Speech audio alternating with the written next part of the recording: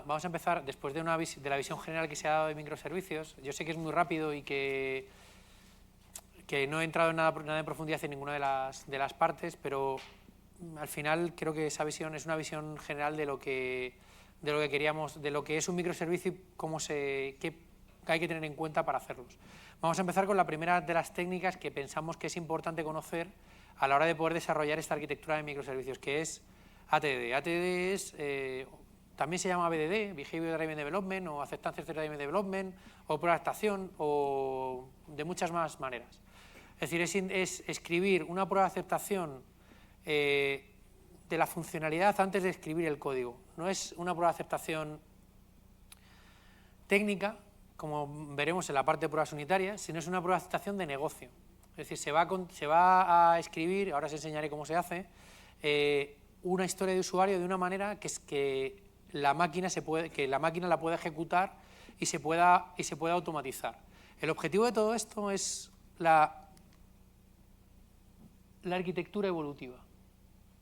Es decir, el tema es que si tú no tienes claro cómo funciona tu servicio y si tu servicio se va a romper cuando toques algo, cuando partas un microservicio nuevo, cuando añades una nueva funcionalidad, cuando cambies la base de datos, como hablábamos antes, si no tienes un set de pruebas que te vayan a decir cómo se comporta tu servicio, vas a estar fastidiado.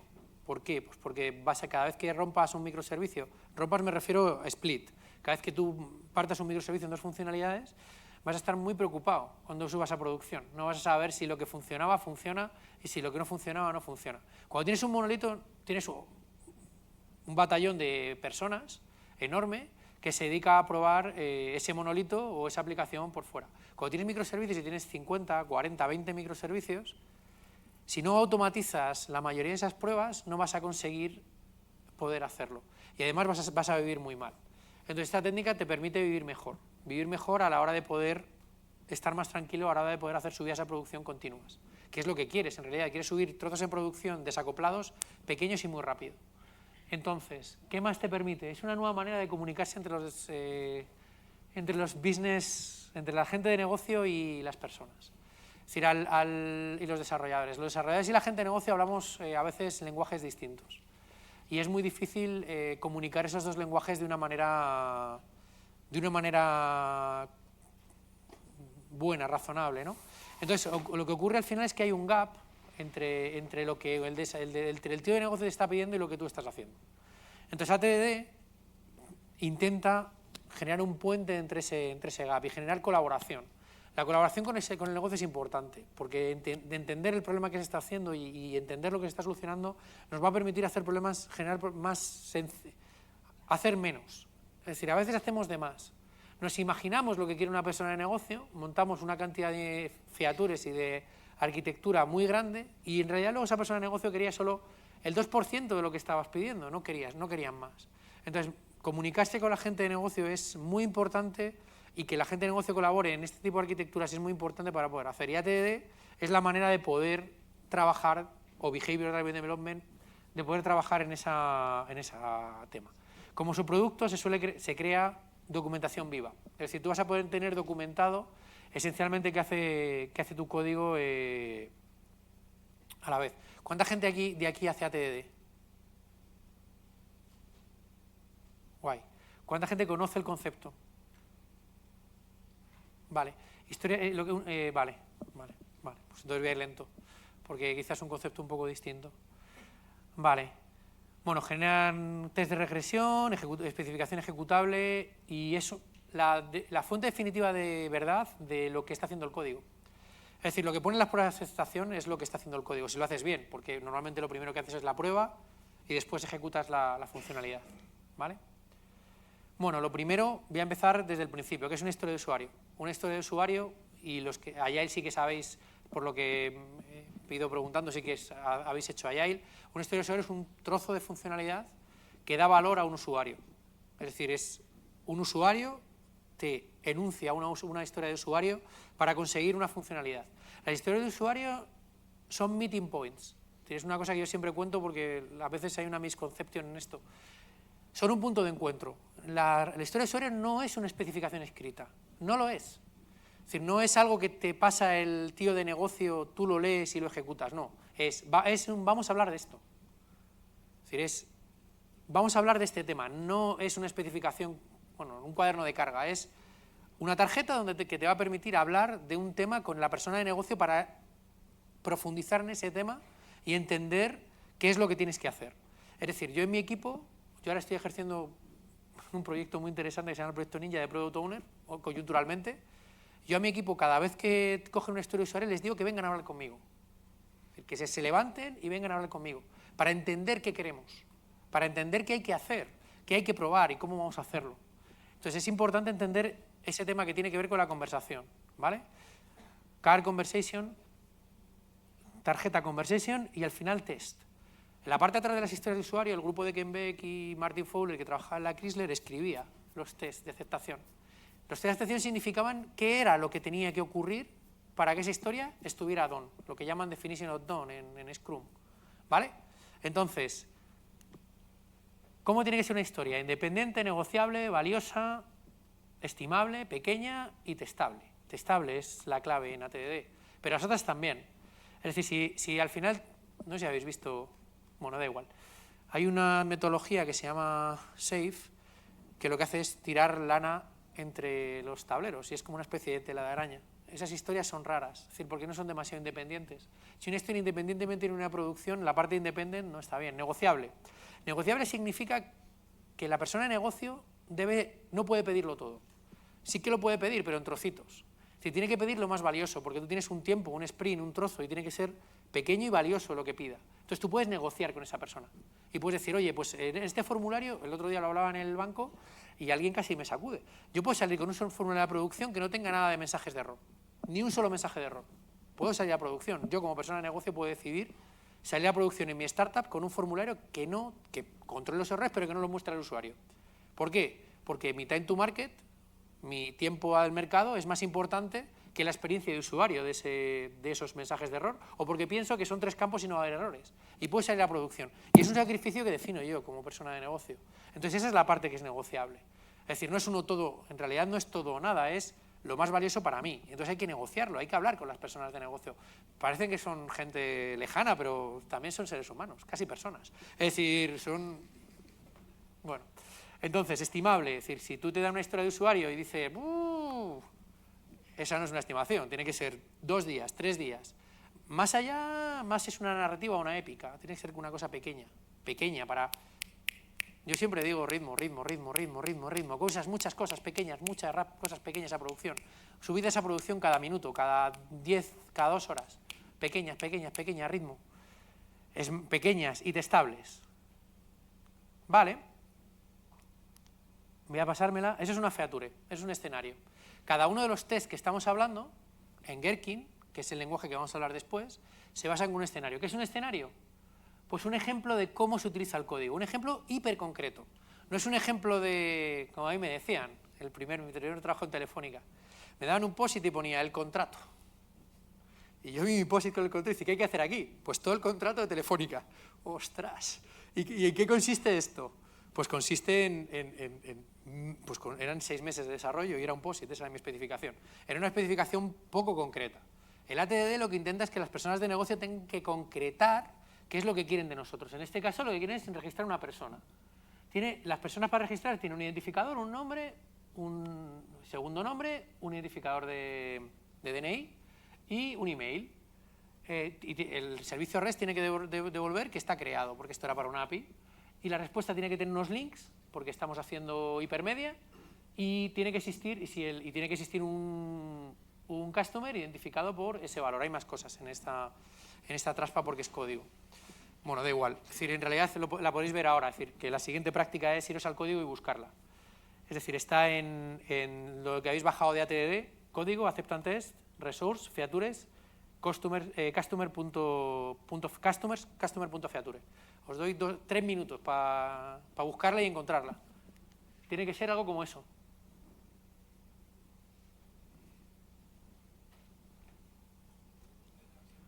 Sí. Ahí.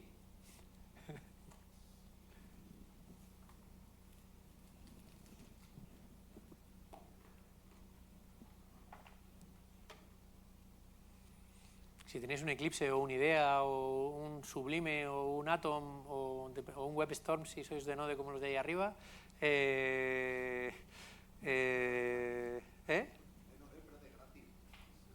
¿Cuál utilizáis? Visual Studio. Los de Microsoft han mejorado muchísimo su IDE. Antes era un dolor y ha mejorado mucho su IDE. Con cariño, yo qué sé, decir, yo lo he probado, con cariño.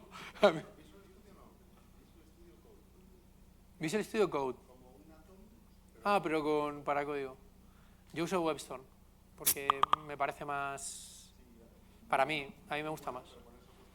45 pavos, que, hombre. No. Licencia año entero. No es muy caro. No es muy caro. No, da igual, es decir, pues usad el que os dé la gana. Yo uso el mío. Vale, habéis encontrado más o menos la feature y estaba más o menos lo que habéis encontrado, ¿sí? Vale. Raúl, ¿qué haces? No quiere. Me lo ha roto. Ahora. Vale, entonces, eso que habéis encontrado es un Gherkin, que es parte de una herramienta que se llama Cucumber. Cucumber significa pepino en inglés y es por verde, porque estás buscando el verde. Como en el quinto elemento, verde, súper verde. Es decir, el ciclo de pruebas es rojo, verde, refactor, como en pruebas unitarias, luego lo contaré. Entonces, en realidad tú vas buscando el verde. Entonces, los tipos estos, que son unos tíos muy majetes, si veis la foto en LinkedIn de Alan Helljoy, que es el tío, tiene unos cuernos. Si eres un tío son tíos muy, muy majos, pues llamaron a su producto Cucumber. Y el lenguaje que está es un lenguaje que se llama Gherkin. Gherkin es un tipo de pepino. Y entonces es un lenguaje en texto plano. Es decir, lo que habéis visto aquí atrás es texto plano, lo puede escribir cualquiera. Me estaba contando Marcos que la gente de negocio le cuesta mucho escribirlo. En mi caso, cuando empezamos Wizo, que es una aplicación que tenía el banco para pagos B2B, entre personas, perdón, peer-to-peer, la gente de negocio entró muy bien. Entró muy bien porque nuestro jefe Luis les dijo, lo vais a hacer. Entonces entraron muy bien. Luego son convencidos, luego les convencimos y en el siguiente proyecto lo han utilizado. Entonces, entra muy bien porque al final es texto plano. Solo es una estructura muy sencilla donde dices given, que es cómo está tu sistema antes de empezar. Es decir, cómo se encuentra el sistema. Pues tengo 300 datos en la base de datos, la base de datos está vacía, o el usuario tiene dinero en la cuenta, o el usuario no tiene dinero en la cuenta, o la habían aterrizado o la habían despegado, o la partida, yo hice videojuegos, la partida se ha creado o la partida no se ha creado. Es decir, es cómo está el sistema antes de empezar la prueba, ¿vale? Esa es la parte de given, del Gherkin. Ahí hay un background que significa que estoy compartiendo un given para muchas pruebas, ¿vale? Pero en realidad es un given. Lo importante es el given que está ahí, ¿vale? No sé si lo veis. Es decir, lo importante es el given. Background es porque no quiero repetir, intento repetir el menos texto posible y digo, para todas estas pruebas que están dentro de esta carpeta, de este fichero, quiero repetir el mismo given, que es pues que existe un usuario, un usuario que tiene esos datos, ¿vale? El when es la acción que estamos realizando contra el sistema. Es decir, ¿qué estamos haciendo contra el sistema? Es decir, ¿qué estamos ejecutando? ¿Vale? La persona está intentando registrarse. Y el name, con sus AND, también hay AND puedes hacer given AND o when AND. Es decir, cuando tú pones un AND, aplica a la palabra que estás haciendo antes, te dice cómo está quedando el sistema, ¿vale? Pero en realidad es esto, estas palabras que están restringidas y algún formato de tabla para facilitar la manera de meter datos, es lenguaje de texto plano, lo puede escribir cualquiera. De hecho, al principio nosotros no metíamos estas tablas y dejábamos a la gente escribir texto plano normal para que la gente se acostumbrara. Decíamos, given, una persona de nombre Pepito, y con un no sé qué, y tal. Era como lo hubieran escrito ellos, solo les obligábamos a poner given, and y when. Existe también en castellano, es decir, tú podrías escribir estas historias en castellano. Nosotros lo hacemos en inglés porque el lenguaje oficial de BVA es inglés, pero las historias se pueden escribir en castellano. Diría, dado un usuario con no sé qué, cuándo, entonces, es decir, ese sería el esquema de cualquier feature. Entonces, en realidad estas características se escriben entre el equipo de desarrollo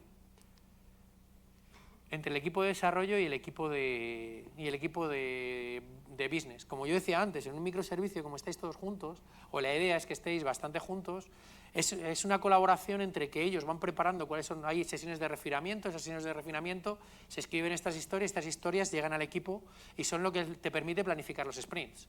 Si trabajáis con sprint, yo trabajo en Kanban, entonces a mí lo que me llega por la derecha son historias, perdón, por este lado, no sé cuál es, la izquierda, me llegan a la izquierda historias, yo las implemento y las pongo en producción. Historia, la implemento, la pongo en producción. Historia, la implemento, la pongo en producción.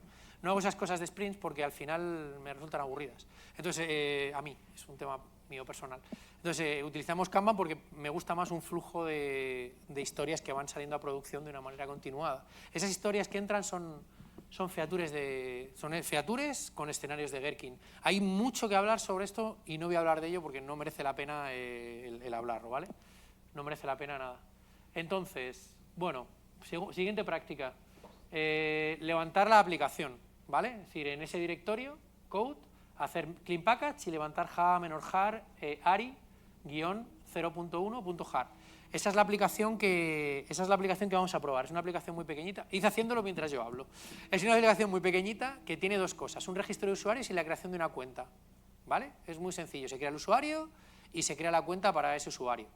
Con lo cual podremos luego partir esas dos funcionalidades en un monolito. Es un mini monolito muy pequeño de dos funcionalidades muy pequeñitas. Está hecho en Java y está hecho utilizando Spring Boot. Es decir, con lo cual el servidor de aplicaciones, el Yeti, que es lo que estamos utilizando, está integrado en cuando haces java-jar. Cuando haces java-jar debería aparecer algo parecido a eso, que si veis las transparencias es que la aplicación se ha levantado. Pone application started, salen unas trazas en verde y la aplicación estaría levantada, ¿vale?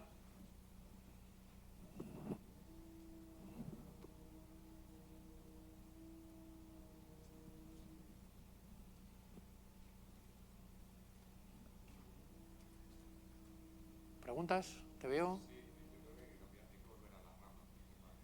Sí, tienes que cambiar la rama a TDD. La rama ATD, tiene que estar en la rama ATD.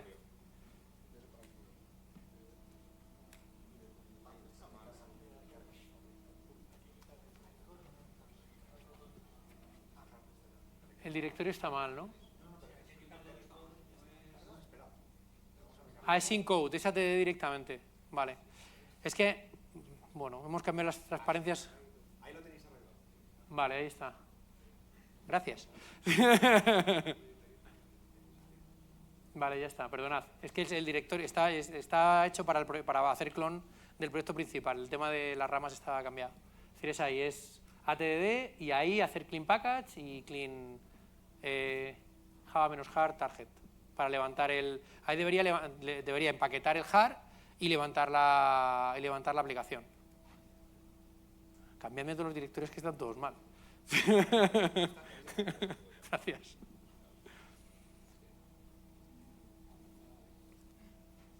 ¿Estáis más o menos? ¿Sí? ¿Bien? Vale. Entonces, hay que abrir otro terminal, ¿vale? Y hay que irse a la carpeta acceptantest y ejecutar maven clean test, ¿vale? Es decir, en otro terminal la aplicación tiene que estar funcionando y levantada y hay que ejecutar en otro terminal maven clean test. Lo que va a hacer es conectarse vía... Ay, cuidado, falta un paso, perdonad. Tenéis que meter en el etc host, en etc host ARI como localhost. Aparte de localhost, añadir una entrada que sea ARI al 127.0.0.1, ¿vale? Añádemelo a la traspanda.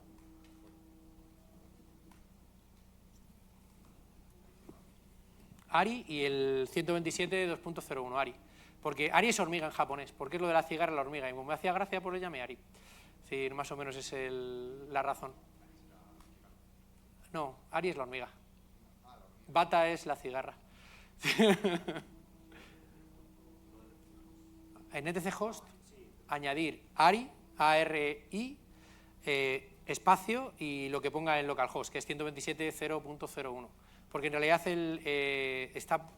Para levantarlo luego en integración continua, utilizamos un DNS y ese DNS resuelve ese nombre. Entonces, para lanzar las pruebas de aceptación e integración continua, lo que está es con un nombre lógico, no con localhost directamente, sino se hace un alias en localhost, ¿vale? Para poder levantarlo.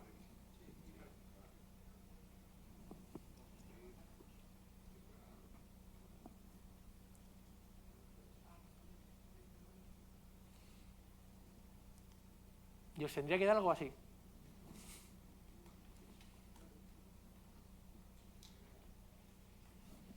Que es 29 escenarios pasados, 101 test lanzados. Sí, claro. Ahí. Vale, no olvidéis de lo del etc host porque si no va a salir... No está mal tampoco que no lo hagáis y que os salga todo en rojo y que os diga todo falla, porque así veis que las pruebas también, que son de verdad y que no he puesto el verde ahí de cartón piedra. Es decir, si no ponéis el etc host os va a decir los servicios REST van a fallar y va a dar todo en rojo.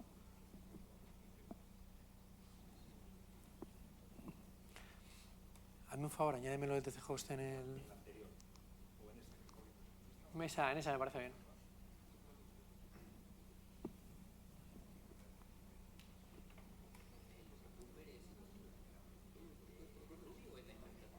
Es la implementación Java. Es decir, Cucumber nace con una implementación Ruby. De hecho, esto viene todo de Ann North, que es un tío que, si podéis ver hay una charla por ahí, hay una charla que recomiendo mucho de él, que a mí me cambió mucho la visión de cómo entendía el software. Y este tío inventa con un conjunto de gente el Behavior Driven Development y lo hacen en Ruby, utilizando Cucumber y utilizando Respec. Entonces, el primer libro que yo leí de esto, o sea, era de Ruby, era Respec y de Respec Book, y hablaba de Cucumber y de Respec, esto como hace 10 años.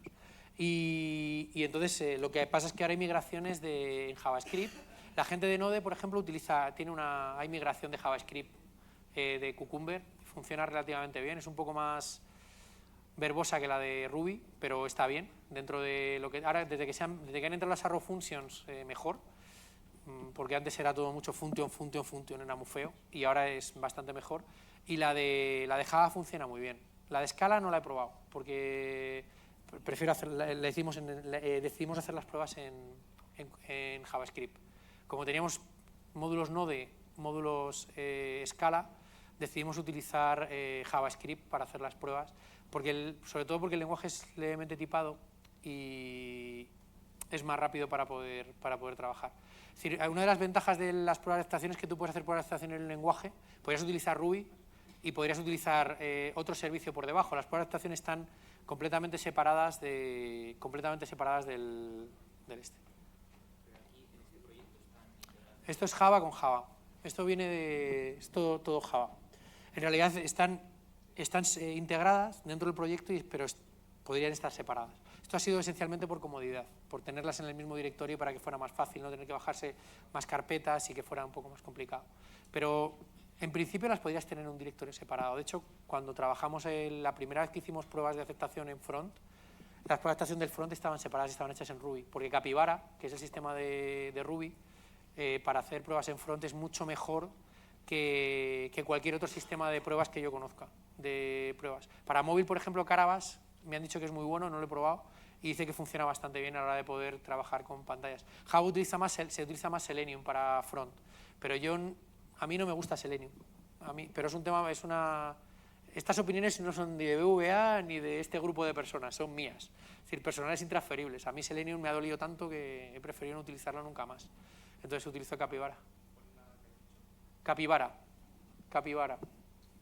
es la de la comunidad Ruby y es bastante buena para hacer ese tipo de cosas. Había un par más, si quieres le pregunto a la gente que hace front, porque yo llevo 2-3 años haciendo API REST. Entonces las pruebas de estación con API REST funcionan muy bien, pero en front son más complicadas. Tienes que manejar tu página de otra forma, tienes que meter microdata porque si lo acoplas con CSS va peor, porque tú mueves la página, cambias la CSS y de repente la prueba se va al carajo. Pero si metes microdata, un poco de lo que era web semántica antes, es decir, metes las clases semánticas o metes data y yo no sé qué para identificar la sección, sí que funciona bastante bien en la parte de front. ¿Cómo vais? ¿Alguien ha conseguido pasar las pruebas de aceptación? ¿Por ahí? No me dejan, mis compañeros me boicotean. Me han cambiado los directorios esta noche, están boicoteando directamente. Esto es arquitectura evolutiva en directo. Vale, clean test, esta es la que querías, ¿no? Vale, clean test. ¿Bien? ¿Sí? ¿Todo verde? Vale, bueno, pues no está mal. Esta era una de las cosas que más miedo yo tenía, porque digo, estas cosas en el directo acaban pasando en rojo y empiezo a sudar y no mola tanto. Vale, esto es lo que normalmente vais a tener que hacer cuando os bajéis un código, y esto es lo que va a hacer integración continua. Va a empaquetar y va a ejecutar las pruebas primero unitarias, que se han ejecutado también, y luego las pruebas de abstracción. ¿Qué pasa si tú haces una integración que rompe una prueba de abstracción de un compañero? Primero, si eres buena persona, antes de subir, vas a mirar que no lo ha roto. Si eres mala persona, lo vas a subir y se va a poner en rojo. Y ahí todo el mundo se va a dar cuenta que una de las funcionalidades que estaba en producción no está funcionando. Es decir, lo estás haciendo en el primer paso, nada más empezar. Es decir, no hay de un departamento de testing que lo está mirando, no hay un conjunto de gente que está mirando aplicación, ni siquiera el usuario. Es decir, cuando una prueba de abstracción falle, tú te vas a dar cuenta en el minuto cero, es decir, porque es el primer, lo vais a ver cuando Rodri y Pancho os enseñen Continuous Delivery, es de las primeras fases de prueba de abstracción. Entonces, vas a saber que esto falla y vas a solucionar este tema. Hay una cosa que es motivo de despido, que es un commit and run. Es decir, si tú haces, por lo menos en mi grupo, si tú haces son las 6 de la tarde, o 5:30 cuando yo salgo, haces un commit, subes y dejas la línea en rojo, estás despedido.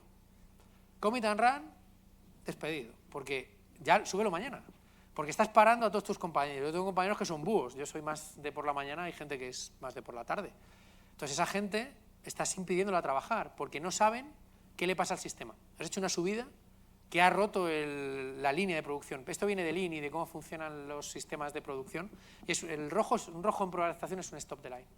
Entonces, lo que habéis probado ahora es que todas las cosas que estaban dichas en el sistema están funcionando correctamente.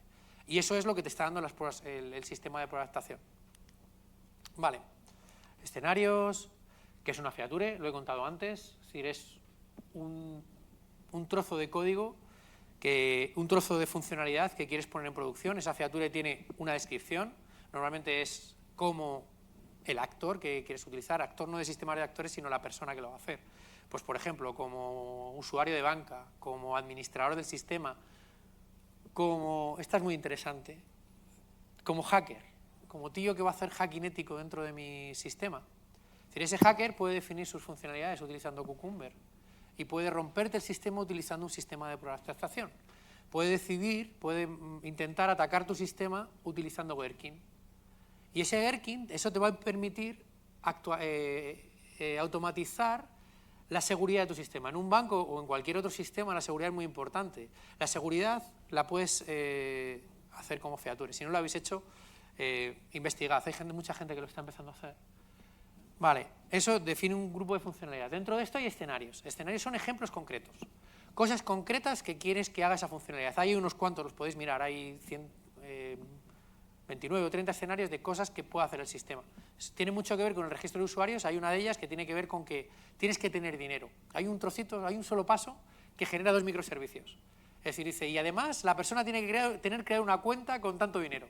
En el primer escenario, de repente, te acaban de generar 2 microservicios. Es súper interesante que un solo escenario, al final casi te está dando una funcionalidad entera. Pero son concretos. Es importante que sean concretos. No son abstractos. Fijaos, si veis el escenario, está por aquí. Fijaos que en cada paso se está diciendo, el último paso, ¿ves? ¿Veis? Se está diciendo el identificador de usuario que quieres ir. No es un usuario concreto, no es cualquier usuario, no. Es un tío concreto que has puesto en el given y que va a ir en el dem. Estas cosas tienen que ser concretas, ejemplos concretos de funcionalidades concretas para que el usuario tire para adelante. Porque si no es concreto, al final estás perdiendo toda la gracia de todo esto. Porque estás haciendo lo mismo que antes, el contrato, y tienes tu POSIT. No, aquí es un ejemplo concreto. En realidad, son las validaciones que se hacían detrás de la tarjeta de una historia de usuario cuando yo empecé a hacer Agile hace la torta de años. Y entonces eso que se escribía detrás ahora se automatiza de esta manera, pero si no es concreto no vale para nada. Es decir, tiene que ser concreto. Lo que contaba antes, Given When Then, bueno, pues la siguiente práctica. Ellos tienen acceso a las transparencias en la rama. Pero si tienen que hacer clone en el otro repo, tenéis el otro repo, si tenéis que tener el otro repo clonado, vale. Vale, si bajáis la URL, si cogéis la URL, gracias. Eso, es abierta, sí, la URL la tenéis disponible. Vale, entonces, vamos a poner una prueba en rojo. Es decir, vamos a añadir un nuevo escenario. Y vamos a poner una prueba en rojo para que veáis. Y luego vamos a empezar a arreglarla. Es decir, con TDD vamos a hacer la parte de ATDD, vamos a poner la prueba en rojo y en TDD vamos a intentar arreglar esa prueba en rojo para que todo esté, para que todo esté en verde. Como soy mal tipo, los que me conocen lo saben, voy a hacer guiada en TDD una parte pasito a pasito y voy a dejar una funcionalidad entera, una clase entera sin hacer, para que vosotros la hagáis en vuestro tiempo libre o cuando queráis. En Continuous Integration ya está solucionado, es decir, el código está para que lo podáis ver, pero me parecía mal no dejaros un poco de pensar, es decir, daros pasito a pasito, hacerlo todo, pues me parece mal. Todos tenéis barba, o casi todos, bueno, ella no, pero hay un montón de gente que tiene barba aquí, entonces ya sois mayores y creo que llevaros de la mano todo el rato, pues no lo haría, ¿no? Entonces, ese es el escenario que hay que copiar. Ese escenario lo que dice es que debe saltar un conflicto, que es un 409, cuando el usuario tenga haya usuarios con la misma tarjeta de identificación. Dos personas con el mismo DNI no se pueden dar de alta dos veces. Es un caso que vuelvo a decir, que no haya hecho esto alguna vez que no ha programado.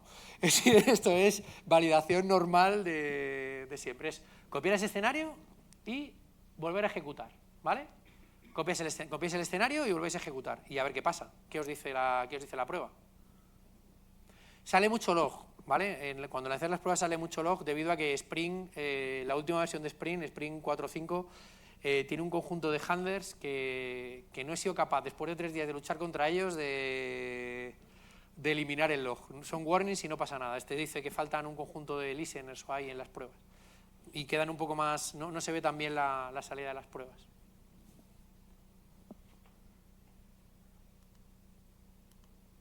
Tenéis que hacer lo mismo, en el mismo terminal, meterlo en vuestro IDE y ejecutar clean test. Y os tiene que decir esto, que la respuesta resultante no es la esperada, ¿vale? Porque os va a dar un 200, es decir, va a dar de alta al usuario. Es decir, vamos a dar de alta un usuario exactamente con el mismo ID que el que estaba en el given, que el que estaba en el anterior when, y va a decirte que el usuario ya existe en la aplicación, ¿vale?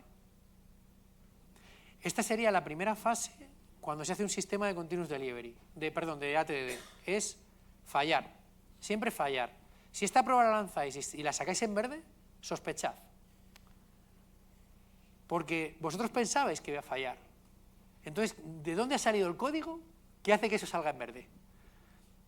Primero, o la prueba está mal, o el código está mal, o hay algo que teníais en el sistema que no contemplabais que tuvierais. Normalmente que salga verde una prueba que esperéis que salga en rojo no es buena noticia. Pensáis que, no sé si me explico, pensáis que el verde mola, pero si esperabais que salga en rojo y sale en verde, hay algo que está mal hecho. Porque esperabais rojo, ¿no? Es decir, no conocéis vuestro sistema suficientemente bien. Entonces tenéis que reflexionar por qué está saliendo en verde. Es decir, cuando te piden una nueva funcionalidad que sale en verde directamente, sospechad. Esto es los regalos de los griegos, pues lo mismo. Es decir, sospechad. ¿Puedes poner, por favor, Sí. donde La URL es la de arriba. Es 4km3.github.io HMS Her Majesty SIP. Ah, no, Herding Microservices.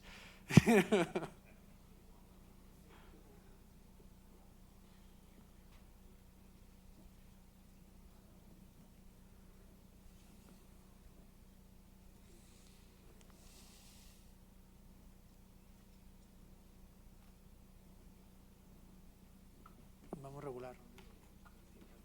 Sí. Vamos regular de tiempo. Creo que termino TDD Creo que puedo terminar TDD a las 12:30. Es decir, puedo seguir en realidad. Porque me queda TDD. Sí. Me voy a ir media hora, yo creo, en total. ¿Eh? Sí. Porque en realidad esto lo he contado bastante rápido. Lo he contado bastante rápido. Sí, no he entrado en mucha... Dime. A ver si es que lo estoy entendiendo otra vez. Al añadir este escenario, Se tiene que poner en rojo. Falla. porque debería dar un conflicto, pero no lo da. Eso es. Y luego falla. Eso es. Así funciona. Es decir, esto es que el tío de negocio ha llegado, esto es un ejemplo, esto pasó. Llegó el tío de negocio y dice, pero ¿cómo sois tan melones que tenemos gente con 3 veces registrada con el mismo DNI? Ah, pero que no nos habéis dicho que el DNI era un campo obligatorio. Claro que lo es. Entonces, hubo que meter este escenario para que funcionara. Eso funciona muy bien, porque en realidad en las pruebas de aceptación este tipo aparecen cuando hay bugs. Es decir, la mejor manera de empezar a hacer ATDD es cuando hay un bug. Es decir, tú no tienes ninguna prueba de aceptación y te llega al de negocio con un bug. Oye, que es que resulta que la aplicación no hace lo que tiene que hacer.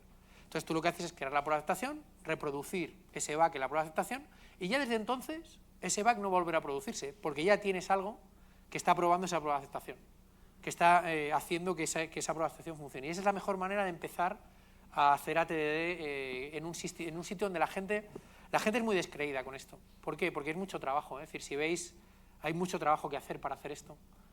Y yo tengo compañeros que me dicen, es que yo antes cuando trabajaba hacía el código, lo empaquetaba, lo subía y estaba en producción. 5 minutos. Y aquí con ATDD tengo que hacer una prueba, tengo que implementar la prueba, luego ahora veis cómo se hacen pruebas unitarias. Pruebas unitarias, hacer continuous delivery y subir a producción. Total tardó 1 hora y antes tardaba 5 minutos. Entonces yo le decía, entonces la respuesta a eso es que estabas optimizando un mínimo local. Es decir, cuando eso pasaba, los testers tenían que testear. Y ahora no tienen que testear tanto, porque la prueba de aceptación ha pasado entera. La gente de sistemas ha tenido que subir. Es decir, la gente de producción ha tenido que mirar si funcionaba o no funcionaba. Haciendo ATDD, en realidad tardas más en hacer la prueba, pero estás dando una mayor velocidad, una capacidad de poder cambiar de una manera global, pero en el ciclo completo. No estás optimizando tu parte. Es decir, a veces nos centramos mucho en que tengo que hacer el código mío y ya está, y no te das cuenta que lo importante es poner software en producción.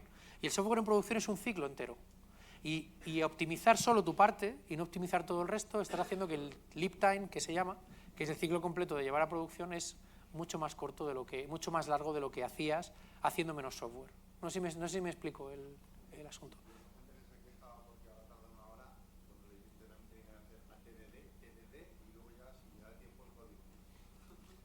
En realidad no es así. En realidad todo va junto. Y en realidad el tema principal es que la gente que lo prueba, sobre todo gestores que lo prueban, yo me siento con ellos, hago pair programming. Normalmente la gente que entra en mi equipo hace pair programming conmigo. Un rato, un par de días, una semana, hasta que yo les veo que de repente han entendido de qué va. Pero también lo hago con los gestores. Entonces es muy interesante que ellos de repente se les ilumina la bombilla de por qué esto es importante y cómo fluyen las features hacia adelante de esta manera. En realidad es una inversión muy importante a la hora del código y además minimiza mucho el código que tienes que hacer. Es decir, el código y lo mismo el código, en realidad casi es 80-20, ¿eh? Haces más código de pruebas que código de producción. Pero ¿qué pasa? Que el código de producción que haces es un código que funciona bien. Entonces, en realidad, ¿qué prefieres? ¿Tener un 100% de código malo o un 20% de código bueno? Yo prefiero un 20% de código bueno. Y además, por mi experiencia, yo voy más rápido así. Pero es otra vez, es mi opinión personal, intransferible. Yo tampoco digo que hagáis esto. Si no lo hacéis os va a doler, pero bueno, también está en vuestro tejado. ¿Eh? Me siento con ellos. Les hago programar, les programo un poco. Y si no quieren, no les digo nada. Les digo que voy más rápido. Vamos más rápido, les demuestro que vamos más rápido. En realidad es muy complicado, porque sobre todo lo primero que intentas matar es este tipo de cosas. Bueno, más o menos, ¿habéis conseguido ponerlo en rojo, más o menos? ¿Sí? Bueno. Sigo. Vale.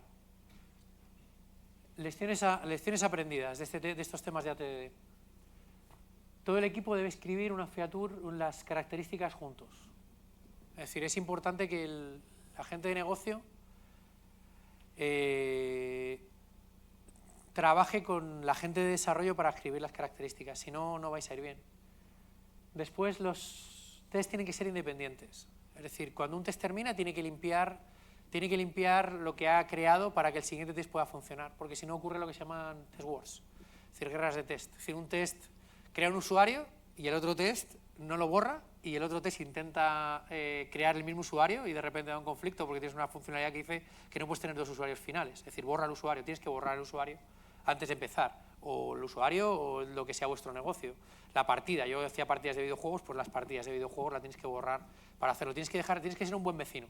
Tienes que dejar lo que vamos a tener que hacer nosotros esta tarde, de volver a poner toda la sala exactamente igual que la hemos encontrado, pues tendremos que, las pruebas tienen que hacer lo mismo. Empieza la prueba, pone el stage, hace el when, y en el dem tienes que hacer clean up de la prueba, ¿vale? Keep the test dry. Don't repeat yourself in the test. El código de test es tan importante como el código de producción. Si repetís código en test, os vais a morir. No vais a poder trabajar con test, porque tenéis una cantidad de código no duplicado, una maraña de código enorme que no vais a poder mantener, porque el código de test empieza a crecer, a crecer, a crecer y está hiperduplicado. Si veis el código que está ahí, hay una cosa que se llama registries, donde hay para llamar a los servicios REST hay una clase que llama los servicios REST de diferentes maneras. Eso ha ido generándose, esas librerías han ido generándose a partir de no duplicar código y de patrones de diseño normales de código de producción. Pero el código de test hay que cuidarlo tanto como el código de producción. Vale. Intenta mantener la featura declarativa. Las features que estáis viendo que os he puesto no son declarativas, son imperativas. Imperativa significa que ponía un 403. Si hubiera querido hacer un interface que no fuera REST con esa feature, no hubiera podido hacerlo. Y las features no tienen que decir cómo se están haciendo. Está hecho a posta, porque yo estaba haciendo una API REST, me convenía hacer un 409, perdón, y pone un 409. ¿Por qué? Pues porque decidí ser imperativo, pero es una decisión. Hay que tener en cuenta que las features, cuanto más declarativas sean, mejor. Cuanto más digan lo que quiere y no cómo, es mejor para todos vosotros, porque podéis cambiar la implementación que hay por debajo sin cambiar la feature. Y es muy importante poder hacerlo, porque esto es lo que permite hacerlo. ¿Qué pasa? Que dijimos que era una API REST, yo pregunto a mi jefe, ¿esto va a ser una API REST siempre? Sí. ¿Jamás va a tener un front? No. 409, ya está. Sí, hombre, además que es la realidad, estamos desarrollando servicios hacia afuera, no merecía la pena no hacerlo así. Pero hay que intentar ser declarativo, hemos tenido problemas de eso. Los interfaces asíncronos son difíciles de probar. Asíncronos, cuando es una request reply es muy fácil. Yo te mando, tú me devuelves, yo te mando, tú me devuelves. Súper sencillo de probar. Si tú tienes que escribir un bus o tienes que escribir un evento, tienes que esperar que varios sistemas reaccionen y esos sistemas de reacciones tú tienes que probar cuál es la reacción de esos sistemas, estás fastidiado. Cuando el tiempo entra dentro de una prueba, cuando tú metes la dimensión tiempo dentro de una prueba, tengo que esperar cierto tiempo a que pase algo, el tiempo la prueba no es determinista, no es voy y vuelvo, es complicado. Los interfaces asíncronos, cuidadlos, es complicado, son muy complicados de probar en aceptación, muy complicados, muy difíciles de probar. Hay mucha literatura por ahí, en Growing Object hay un libro, luego paso la referencia, cuentan diferentes maneras de cómo poder hacer estas pruebas, pero son difíciles, no es fácil. ¿Perdón? No te está encontrando. En realidad no. Los microservicios, muchos de ellos son síncronos, la mayoría de ellos son síncronos. No es necesario que sea asíncrono. Sí que hay una manera de hacer microservicios que es asíncrona. Yo utilizo mucho asincronismo en microservicios y duele. No es fácil, tienes que hacer ciclos de preguntar. Normalmente lo que nosotros hacemos es preguntas en el primer segundo, preguntas a los 5, preguntas a los 20. Y si ninguno de los 3 ha funcionado, tu prueba se va. Porque en realidad puede ser que no hayas... Nosotros publicamos en un Kafka, ¿sabéis más o menos? Conocéis Kafka, ¿no? Publicamos en un Kafka, había un entrenador que lo llevaba a un Cassandra y cuando publicaba un evento de que se había guardado bien en Cassandra y publicábamos que se publicaba directamente en el Kafka y que se estaba recibiendo completamente el evento en esa parte de negocio. ¿Qué pasa? Que el Cassandra distribuido a veces va bien, a veces va mal, que el Kafka va de cierta forma y que no tienes unos tiempos deterministas. Entonces ocurría que los tests a veces se ponían en rojo sin tener que estarlo. Eso es un antipatrón. Si tenéis test que se ponen en rojo de forma aleatoria, mal, porque no os podéis fiar. Es decir, estáis todo el rato diciendo, bueno, este rojo es por... Y te inventas una excusa de por qué está en rojo, y en realidad la has cagado. Y aquello está en rojo, y dices, pues es que... Y mira que he creado los timeouts más altos y que lo he cambiado todo. No, es que la habías cagado. Y como los tests estaban intermitentes, lo hagas. Los test intermitentes, mal. Si encontráis un test intermitente, quitadlo, porque toda la seguridad que está dando un set de test en verde, la has perdido. Has perdido todo. Entonces, no dejéis que haya test intermitentes, no dejéis test en rojo, por Dios. Si hay pipelines con test en rojo, dejad de hacer test, porque estáis haciendo mucho trabajo para tener test en rojo. Hago test, qué guay, están en rojo. ¿Para qué? Es decir, estás perdiendo el tiempo. No los hagas. O mantenerlos en verde. Soy un poco radical con este tipo de cosas, pero en realidad no perdáis el tiempo. Es decir, si vais a vuestros amigos, quiero decir, vais a una discoteca y vais a hablar con una chica y decir, oye, es que yo hago ATD, eso no liga. Es decir, no, si es por eso, no lo hagáis. Es decir, hacedlo porque os ayude a subir a producción los test mejor. Si vais a tener los pipelines en rojo, no lo hagáis. Los pipelines, las fases de pipeline de ATD en rojo, no lo hagáis. No merece la pena. Ni de TD tampoco, no merece la pena. Es mucho trabajo para no hacerlo nada. Mantened en verles, sed estrictos en ese tipo de cosas. Y no hacéis que los test sean de flip-flop. Referencias. Esas. A mí quizá la que más me gusta es la de Matt Wine y Aslak Helljoy, que este es el de los cuernos. Y el Matt Wine es un tío súper simpático. Es decir, que hemos coincidido en alguna conferencia y es un tío majísimo de tratar y de muy asequible de hablar y que sabe mucho de software. Ese libro está muy bien. Lo que pasa es que está en Java, ¿no? No, hay uno en Java y otro que no es en Java. El que no es en Java es mejor. El de Java está bien, pero se centra mucho en cómo hacerlo para Java, ¿no? Los dos de arriba son de filosofía y están también muy bien para poder leerlos. Y luego de links el de Cucumber. Vale, antes de empezar con TDD...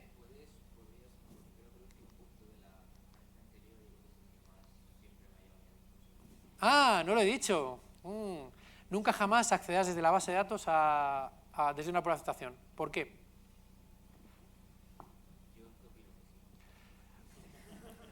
Vale, tú opinas que sí. ¿Por qué no? Lo he dicho antes en la... Eso es. El punto principal es que la base de datos es un detalle de implementación. Como es un detalle de implementación, si tú quieres cambiar la implementación y lo tienes metida en las pruebas, no puedes cambiar la implementación sin cambiar las pruebas. Entonces, si no puedes cambiar la implementación sin cambiar las pruebas, todo el miedo y la ira de no tener red de seguridad la vas a tener. De repente dices, no, es que voy a cambiar la base de datos. Ostras, que tengo que cambiar las pruebas. Entonces, de repente, decías, no, todo estaba en rojo, pero no puedo ponerlo en verde sin cambiar la base de datos, pero es que lo que quiero cambiar es la base de datos. Entonces, estás cambiando la implementación y las pruebas a la vez. Y cambiar las implementaciones y las pruebas a la vez, mal, error, imposible. ¿Por qué? Porque es como si estuvieras haciendo un salto mortal y dije, bueno, voy a coser mientras tanto mi red de seguridad, no vaya a ser que pueda hacerlo. Es decir, estás en el trapecio dando saltos y cosiendo tu red de seguridad a la vez. No mola. No mola nada. Estás generando un acoplamiento muy grande con los datos y además los datos no son tu modelo. ¿Conoces algo?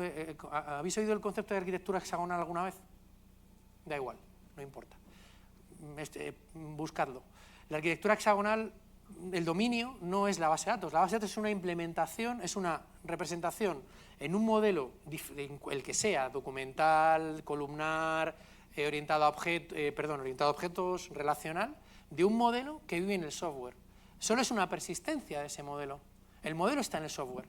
El modelo está en vuestro lenguaje de programación, sea funcional, orientado a objetos, procedural, como te dé la gana, el lenguaje que te dé la gana y el paradigma que quieras.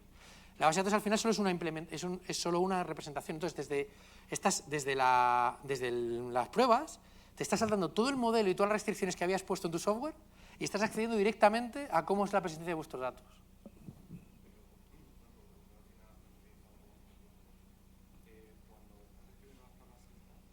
Sí.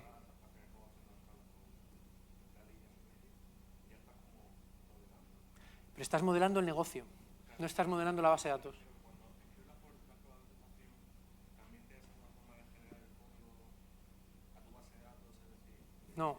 No. Normalmente la prueba de aceptación, si veis cómo funciona Cucumber, lo que hace es tú escribes el escenario y te genera el código que tienes que utilizar para implementar la prueba, que es el código que podéis ver en los step definition que están en el código que podéis ver. Ese código tú lo implementas contra la interfaz de tu servicio. Puedes utilizar la base de datos, como está diciendo él, atacar directamente con el driver de base de datos a tu base de datos. En el given, sí. Genera puertas de atrás. Normalmente lo que nosotros hacemos es generar puertas de atrás.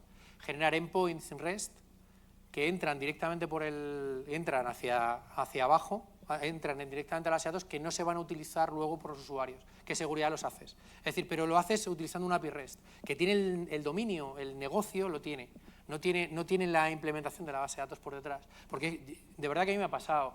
Tenía un compañero que atacábamos directamente a Cassandra, a Mongo, y nos pasamos a Cassandra. Y no sirvieron para nada. Las tuvimos que rehacer enteras, las pruebas. Enteras. Es decir, no rehicimos el código, rehicimos las pruebas. Y después de rehacer las pruebas, rehicimos el código. Entonces dices, ¿para qué coño estoy haciendo todo este trabajo de pruebas cuando en realidad, cuando quiero hacer un cambio de verdad importante, me están generando más dolor que ventaja? ¿Sabes? Entonces, este último, que no lo había dicho por si se os pasaba, porque es súper controvertido, para mí es central. Es decir, no accedáis nunca, para mí es una muy mala práctica acceder a la base de datos en el tema. Al Kafka, por ejemplo, que al final podría ser una parte de base de datos, pues es controvertido, hay que pensarlo bien. ¿Qué significa? ¿Es el Kafka o el bus de mensajería un interface externo de tu sistema, sí o no? Esa es la pregunta. ¿Es la base de datos un interface externo de tu sistema, sí o no? Si la base de datos es un interface externo de tu sistema y todo el mundo va a poder conectarse contigo a la base de datos, vale, bien, estás enseñando todas tus intimidades a todo el mundo. Si es un interface interno de tu sistema, es un detalle de implementación, no accedas. No sé si me he explicado la diferencia. Si es un interface válido, por ejemplo, un sistema de ficheros por FTP, yo comparto hacia el exterior ficheros con FTP. ¿Puedo acceder a las pruebas con los ficheros por FTP? Sí. ¿Por qué? Pues porque la gente va a integrarse conmigo utilizando FTP. No es algo que yo vaya a poder cambiar de forma interna sin poder hacer las cosas. Una base de datos. Utilizo una base de datos como utilizo un Redis, por ejemplo. Sabéis que Redis tiene una funcionalidad para hacer de cola de mensajería, ¿no? Utilizo un Redis como cola de mensajería para poder entrar a la base de datos, para poder entrar a mi sistema y se los pongo al público hacia afuera, es mi API. Utiliza el Redis. Tengo un Oracle o un Postgres metido dentro con un Hibernate por delante, esta es arquitectura viejuna, con un Hibernate por delante y encima, y solo lo veo a través del API REST. Nunca. No ataques nunca a eso, porque al final es un detalle de implementación.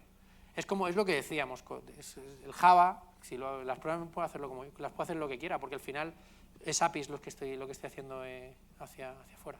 Es un API lo que estoy proveyendo hacia afuera, estándar, REST o lo que yo quiera. Entonces puedo hacer yo he tenido sistemas en Elixir con pruebas en JavaScript, para que te hagas una idea de cómo. Yo no, Samuel, un compañero. Pero bueno, más o menos, como es de mi equipo, pues digo que yo. Más preguntas.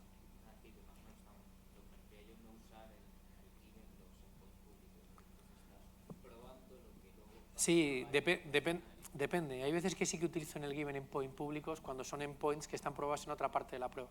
Es posible, pero estas pruebas no son unitarias. Son pruebas de cómo funciona tu sistema. Estas pruebas dicen cómo el sistema debería funcionar, no cómo tiene que hacerlo. Las unitarias hablan de eso, ¿vale? ¿Más?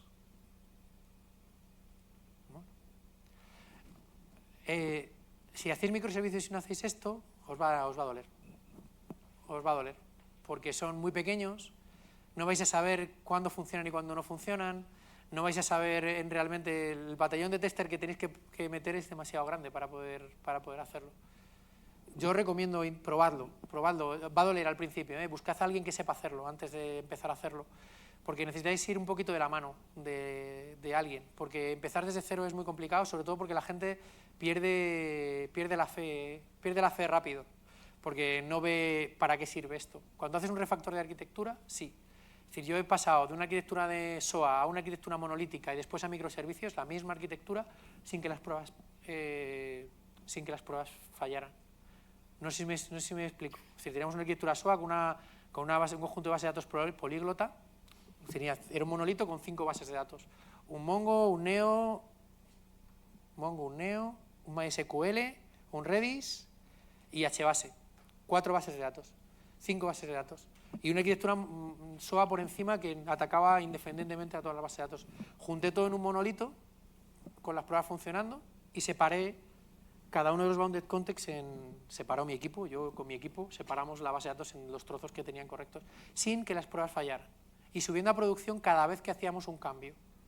Esto es lo que te permite hacer eso. Si no lo tienes, ¿Habéis subido a producción después de juntar ¿pensáis que sería sencillo? Es decir, no sé, yo me moriría, yo cada vez que subo a producción o algo así me muero de miedo, ¿eh? Es decir, bueno, referencias, libros, links, TDD. TDD es el mismo concepto. Es el mismo concepto pero en pequeño. Es concepto más de probar unitariamente cada uno de los trozos de código que se hacen en tu aplicación. ¿Alguien aquí hace TDD? ¿Eh? Vale. ¿Con qué framework? Mocha. Vale. Es distinto que JUnit, es más declarativo. A mí me gusta más el estilo de Mocha que de JUnit. Pero todos son parecidos, porque son bastante declarativos. Se parecen todos a Respect, al de estos, son más declarativos de lo que estoy haciendo. Vale, la gracia de esto es hacer la prueba antes de hacer el código. Si tú haces la prueba, haces una sola prueba, es decir, bueno, ¿por qué? Porque te permite diseño emergente. Como arquitectura emergente te lo permite ATD, arquitectura evolutiva te lo permite ATD, esto te permite diseño emergente. Diseño emergente es que tú al final haces el diseño mínimo que necesitas para cumplir las funcionalidades que tienes que hacer. Es decir, tú haces una prueba, haces una prueba, haces el código, ese código lo haces lo más sencillo que funciona, hasta a lo mejor un poco Messi, ¿no? Un poco, no Messi el jugador, sino se me va, ¿no? ¿Qué hora es? ¿Ya? ¿En serio? Bueno, pues dejamos TDD para... Os doy la hora de comer y espero contaros esta tarde en media hora. Muchas gracias. Luego nos vemos.